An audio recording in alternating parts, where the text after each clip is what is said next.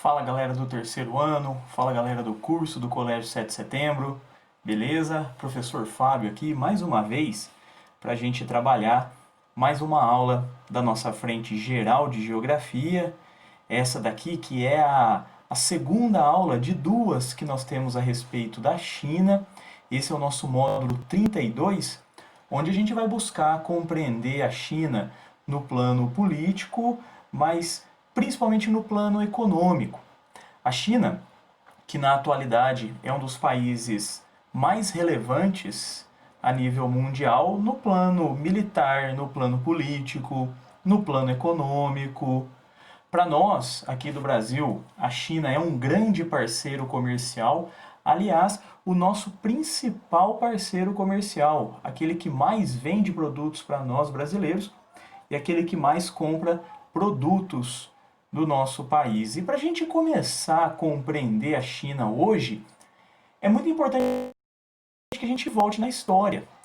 E a China, no século XIX, ela ainda é uma monarquia e ela entra no século XX numa monarquia decadente, sofrendo várias influências do Japão, do Reino Unido, até que no ano de 1912 houve uma revolução por parte dos chineses, a Revolução de Sun Yat-sen, e ela põe fim à monarquia, inaugurando o período de governo Kuomintang. O governo Kuomintang, ele nada mais é do que o Partido Nacionalista, ou seja, o Partido Capitalista Chinês governando a China. No ano de 1925, esse sujeito, chamado Chiang Kai-shek, ele assume o poder, ele é o líder do Kuomintang. E ele coloca o Partido Comunista Chinês, o seu partido antagônico, na ilegalidade. Então, o Partido Comunista Chinês ele fica proibido de exercer qualquer atividade. Interessante a gente lembrar que quando o assunto era capitalismo e socialismo na China, nessa época a gente tem um partido capitalista no poder que marginaliza o Partido Comunista.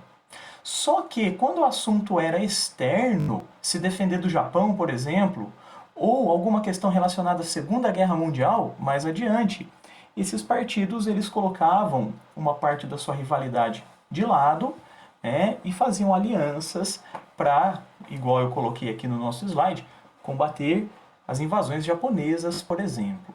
Ok?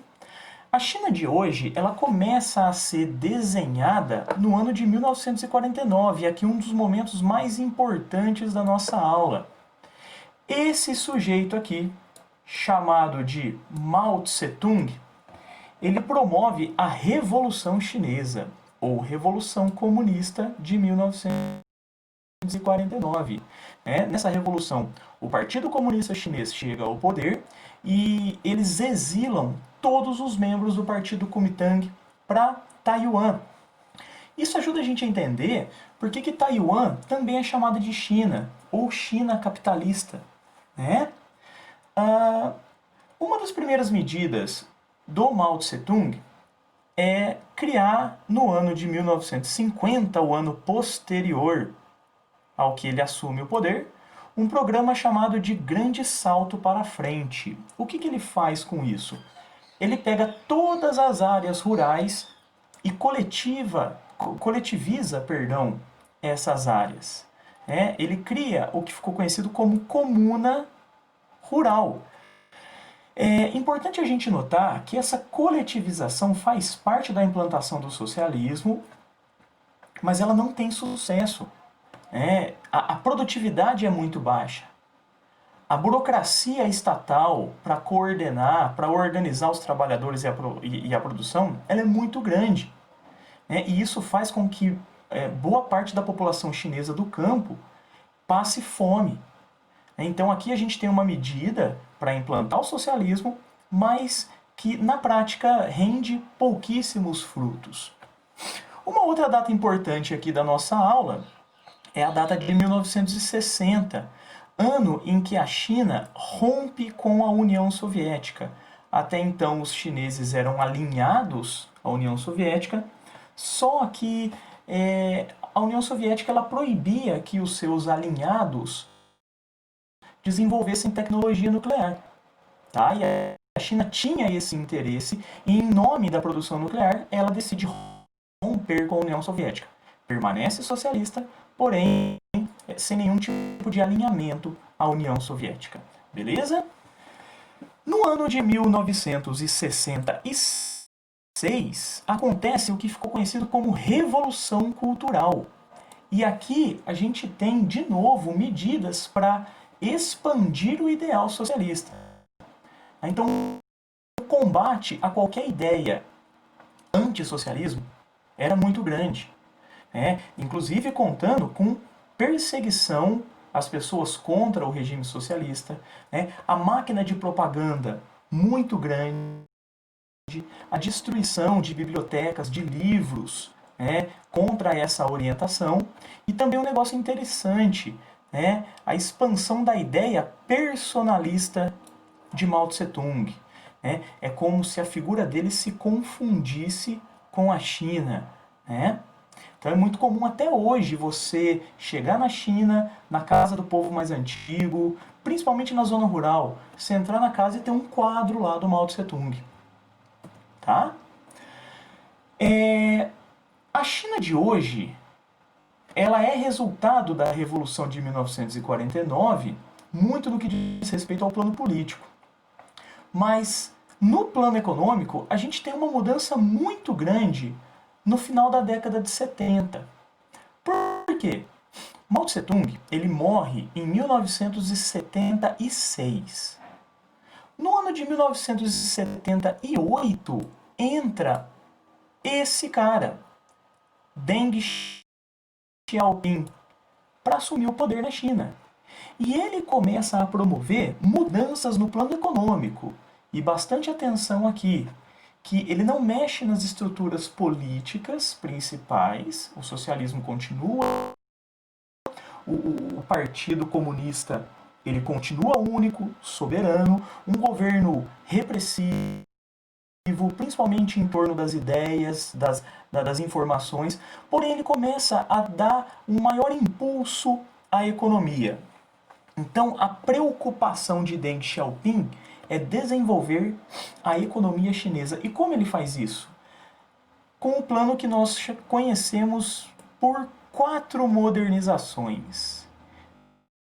Então, primeira modernização, o campo da agricultura. Ele põe fim às comunas rurais. Aquelas terras coletivizadas começam a ser distribuídas para camponeses e esses caras eles podem vender a produção, eles podem ficar com o excedente e aí a produtividade aumenta e muito. Você permite que esses caras eles sejam proprietários daquela terra. No que diz respeito à defesa nacional, muitos investimentos em tecnologia militar, os investimentos no campo nuclear continuam. Quando a gente fala de uma terceira mudança, no que diz respeito ao campo da ciência e da tecnologia, investimentos na produção tecnológica, e a gente sabe que hoje a China produz muita tecnologia, a bola da vez é a questão do 5G. E no que diz respeito à indústria, o destaque vai para a criação das ZEEs, das Zonas Econômicas Especiais. São cidades próximos ao litoral em que as multinacionais agora elas podem se instalar, em que é permitida a propriedade privada dos meios de produção. É como se a gente pensasse que nessas zonas econômicas especiais o capitalismo fosse permitido em sua essência. Tá? E aí a gente vê a China se tornando o monstro econômico que ela é hoje. Tá bem, pessoal? Então, nesse slide aqui no nosso tópico E, eu coloquei alguns pontos que traçam aí uma linha do tempo, breve, né? Mas para a gente entender como que a China vem caminhando nos últimos anos a passos largos para o protagonismo a nível mundial. né? Esse regime que mescla socialismo e capitalismo é conhecido como capitalismo chinês, mas lá na China eles dizem socialismo de mercado. A verdade é que hoje a China de socialista tem muito pouco, tá? No ano de 1992, a adesão ao Tratado de Não Proliferação Nuclear.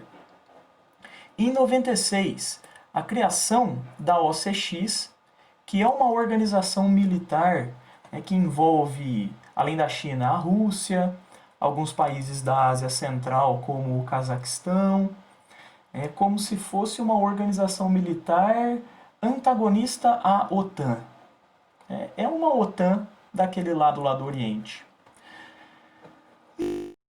No ano de 1997, Hong Kong passa para o comando chinês. Macau, um outro território que estava sob domínio português, também passa, mas aí em 99. Em 2001, a China ingressa na Organização Mundial do Comércio, né? E aí, pessoal, uma outra data aqui importante, porque eu não coloquei no slide, mas vale a pena a gente conhecer. É a data de o ano, né? 971. Ah, professor Fábio, o que aconteceu de tão importante em 71? A China entra no Conselho de Segurança da ONU. O Conselho de Segurança da ONU tem seus membros permanentes, basicamente aqueles que venceram a Segunda Guerra Mundial. Naquela época, União Soviética, hoje a cadeira está com a Rússia, mas União Soviética, Estados Unidos, França, Inglaterra. E, devido à produção nuclear, já na década de 70 da China, lembra? Ela rompe em 1960 com a União Soviética para desenvolver essa tecnologia. Então, devido ao protagonismo nuclear da China já em 1971, a China ganha uma cadeira. Mas detalhe, a China ela fazia parte da ONU desde a sua criação. A questão é, quem representava a China? A China socialista ou a China capitalista em Taiwan? Então, até 1971, o representante do povo chinês era Taiwan. A partir de 71, nós temos, né, a República Popular da China como a representante do povo chinês. Taiwan continua na ONU, mas ela não tem cadeira no Conselho de Segurança. Tá bem? Então, essa adesão da China é por uma razão que é nuclear. Beleza? Ela tem esse protagonismo tal qual os outros 4 membros. E aqui, depois eu quero que nos slides vocês olhem com mais calma, ou no vídeo você pode dar uma pausada aí, para você ver a relação entre Brasil e China. O Brasil, ele tem superávit quando a relação é o comércio com a China, ou seja, o Brasil vende mais do que compra, porém, o que o Brasil mais vende é produto de baixo valor agregado e mais compra produtos mais elaborados, né? Os manufaturados, a tecnologia, tá bem? Só para vocês terem uma ideia, pessoal, isso aqui é muito importante, principalmente durante a crise de 2008. Tá? Esse comércio com a China fez com que o Brasil sentisse muito pouco os efeitos daquela crise. Mas é desfavorável no que diz respeito ao que o Brasil compra e vende, né? Esse papo de vender os produtos com baixo valor agregado traz pouco desenvolvimento para a indústria nacional, tá? Outra coisa que eu esqueci de comentar, lembrei aqui, a China vem tentando desenvolver muito a sua infraestrutura. Estão construindo estradas, portos, aeroportos, hidrelétricas, como é o caso de Três Gargantas. Um dado aqui para vocês, na década passada, a China ela consumiu aproximadamente 50% de todo o concreto mundial. Então é muita coisa, né? Muita coisa. E aqui, pessoal, já caminhando aqui para o final da aula, algumas informações a respeito da agropecuária, das indústrias. Vale a pena a gente lembrar que a China ela pode ser dividida em duas quando o assunto é natureza, né? Um lado muito mais favorável à ocupação, à exploração do que outro. Então dá para a gente deduzir que tanto a agricultura, quanto a pecuária, quanto as indústrias ficam aqui a leste, né? Solo fértil, solo plano, clima ameno, maior parte da população, proximidade com o litoral para importar e exportar, beleza? E aqui só para reforçar as diferenças entre a China ocidental e a China oriental, né? Relacionando aqui a natureza aos aspectos humanos, industriais, econômicos, tá bem? Vale lembrar, ó, quem não lembra, assiste o vídeo do módulo 31, os movimentos separatistas, tá? Budistas no Tibete, os uigures, muçulmanos em Xinjiang e os mongóis aqui na Mongólia interior.